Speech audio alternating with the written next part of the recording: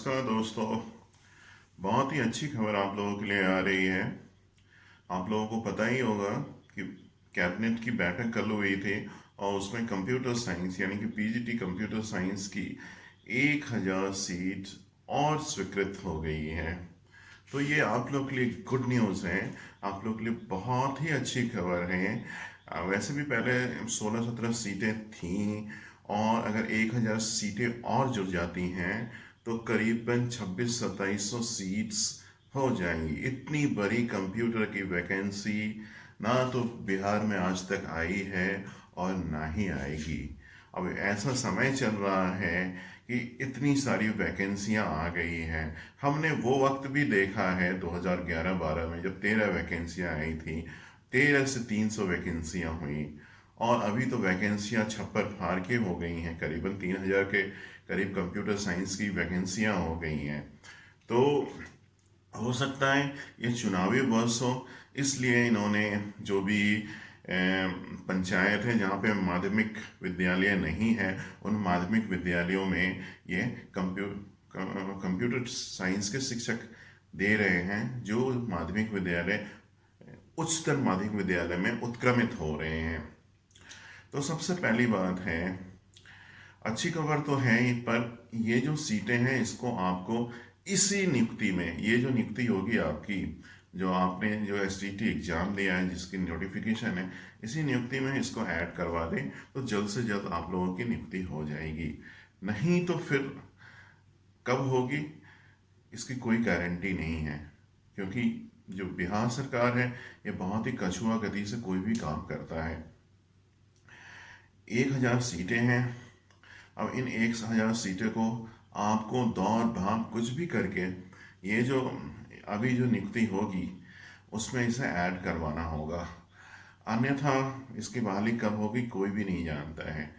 क्योंकि 2011-12 के भी एसटीटी पास अभी तक बैठे हुए हैं तो उनको डायरेक्ट बेनिफिट ना मिल जाए, क्योंकि अभी तक आपका रिजल्ट, अभी तक एसटीटी 2019-20 की रिजल्ट अभी तक नहीं आई है।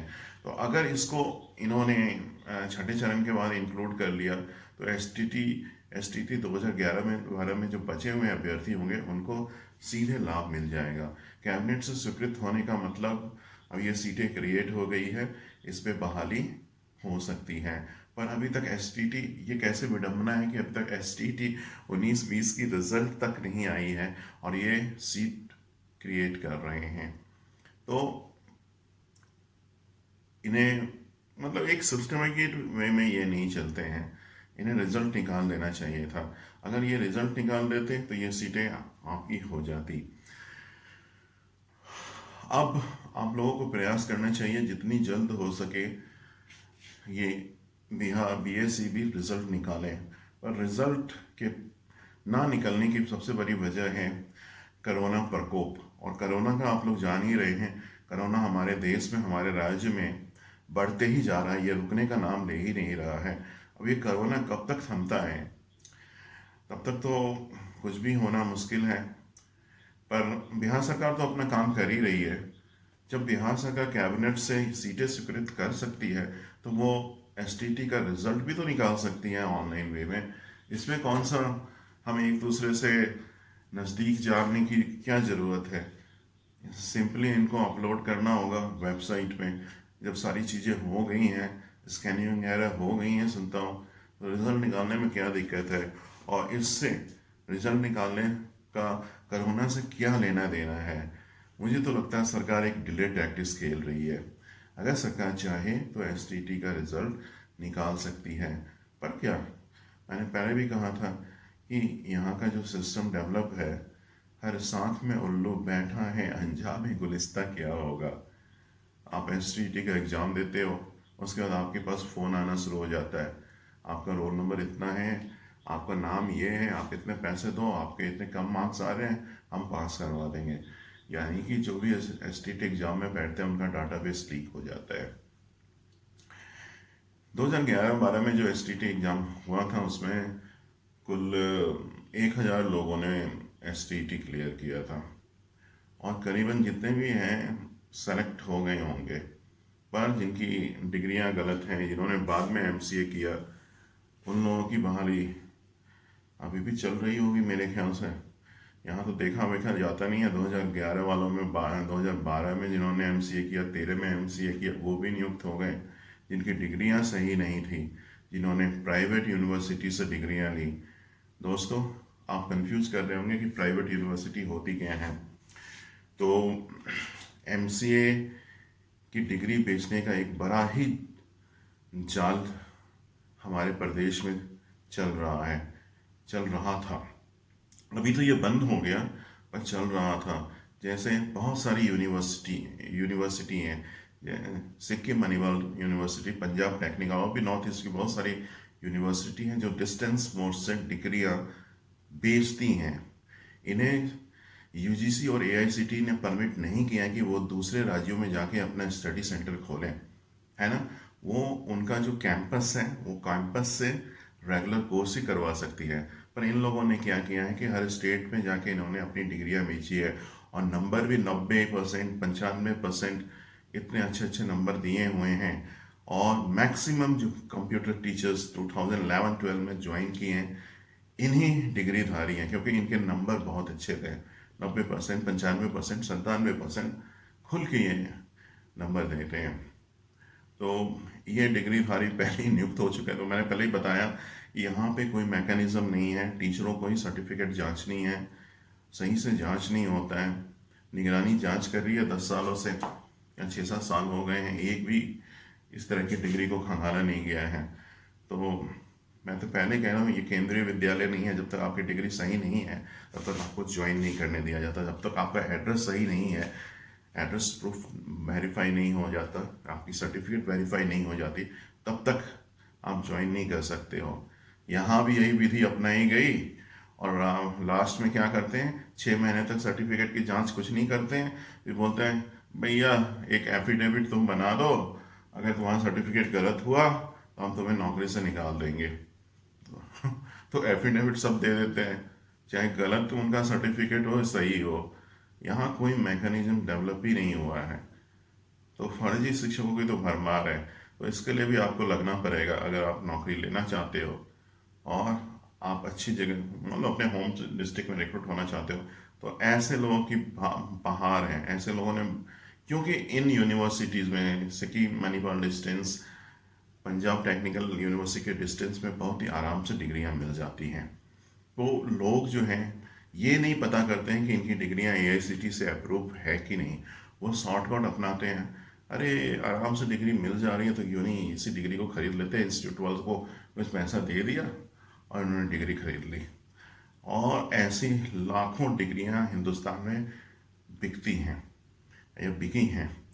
और ऐसे लोगों को ये ना केंद्रीय विद्यालय में नौकरी पा सकते हैं, ना नवोदय में, ना ये बैंकिंग सेक्टर में जा सकते हैं। गवर्नमेंट सेक्टर में तो जा ही नहीं सकते, क्योंकि इनकी डिग्री मान्य है ही नहीं। पर बिहार में किसी को कुछ पता ही नहीं है, तो यहाँ सब कुछ चल जाता है। एआईसीटी से अप्रूवल सर्टिफिकेट की देखी ही नहीं जाती है। अगर कोई भी टेक्निकल डिग्री हो तो उसके पास एआईसीटी की अप्रूवल होनी चाहिए। अगर एआईसीटी की अप्रूवल नहीं है तो उसकी डिग्री अवैध मानी जाती है। और जो भी है, सिक्किम मणिपाल और पंजाब टेक्निकल यूनिवर्सिटी वालों ने क्या किया, इनको डिस्टेंस से एजुकेशन देने का परमिशन है ही नहीं। इन्होंने सब सारे इंडिया में अपना स्टडी सेंटर खोल लिया, और इन्होंने डिस्टेंस से लाखों हजारों डिग्रियां बेची, और जो डिग्रियां मान्य है ही नहीं।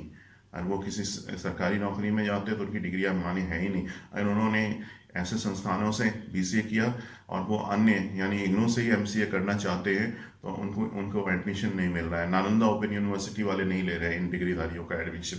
ऐसा बहुत सारा केस आया है, आप गूगल में जाके सर्च कर सकते हो।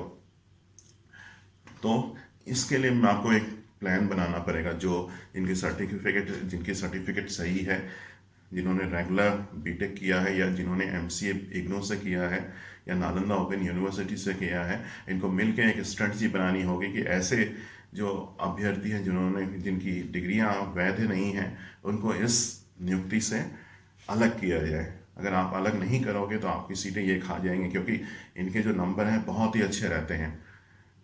किसी के 90% से कम मार्क्स नहीं आते हैं, और इसमें क्वेश्चन मल्टीपल चॉइस पूछे जाते हैं। तो आप समझ सकते हैं कि क्या इनके परीक्षा का लेवल होता है। अभी जितने भी हैं सिक्किम मणिपाल वाले, ये वाले जितने भी हैं, सारे के सारे बंद हो गए, क्योंकि जब मेरी रिक्रूटमेंट नहीं हो रही थी, मैं 2011-12 में मेरी रिक्रूटमेंट नहीं हो रही थी, 12-13-14 आ गया तो मैं इन पे केस करने वाला था। तो मैंने एक लेटर लिख के दिया था कि आपकी नोटिफिकेशन हर साल आती है कि ऐसे जगहों से अभ्यर्थी BCMC नहीं करें, क्योंकि इनकी डिग्रियां मान्य हैं, फिर भी हर राज्य में, हर शहर में इनके स्टडी सेंटर खुले हुए हैं। तो आप क्या कर रहे हैं? तो इसके एवज में क्या हुआ कि इनके जितने भी स्टडी सेंटर थे सारे के सारे बंद हो गए। अब आपको एक भी इनकी स्टडी सेंटर बिहार में भी नहीं मिलेगी। तो आपको जितने भी इलीगल माइग्रेंट हैं उनको हटाना पड़ेगा। अगर आप नहीं हटाएंगे तो आपकी नौकरी वो खा जाएंगे। ये आप मान के चलो, उनका नंबर अच्छा होगा, फर्जी सर्टिफिकेट धारों का नंबर अच्छा होगा, सब कुछ अच्छा होगा। तो ये सब चीज़ें आपको लेके चलना पड़ेगा। और 1000 सीट्स क्रिएट हो रहे हैं, तो 1000 सीट्स क्रिएट हो गए तो ये बहुत ही गुड न्यूज़ है। और आप अभी आपको एफर्ट लगाना होगा रिजल्ट निकालने के लिए। रिजल्ट निकाल जाए तो आप ही को बेसिकली फ़ायदा होगा। जो STT 1920 वाले हैं उन्हीं को फ़ायदा होगा, उन्हीं को रिक्रूट होना है। आप गवर्नमेंट कैपेबल नहीं है कि एक और STT एग्ज़ाम्स लें। और अगर STT की रिजल्ट नहीं निकलती है तो जो STT 2011-12 वाले जो बचे हुए हैं उनको फ़ायदा होगा। अगर नहीं निकलती है तो जो अगर इसकी रिक्रूटमेंट हो जाती है तो वो अप्लाई करेंगे, वो आराम से रिक्रूट होंगे। कुछ ही बचे होंगे STT 2011-12 वाले, तो जो भी बचे होंगे जिनका मेरिट में 40-50% होगा वो भी आराम से रिक्रूट हो जाएंगे।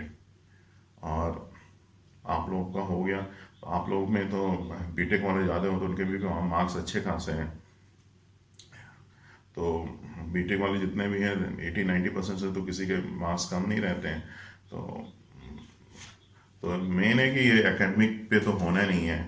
सॉरी, मैं थोड़ा सा स्किप कर गया था। एकेडमिक मार्क्स पे तो होना नहीं है, कट ऑफ पे होना है।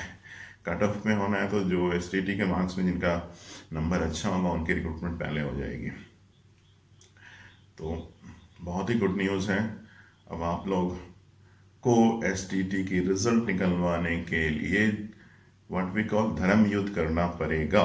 अगर आप धर्म युद्ध करोगे तो जल्दी से निकलेगी, रिजल्ट निकलेगी और जल्दी से रिक्रूटमेंट होगी।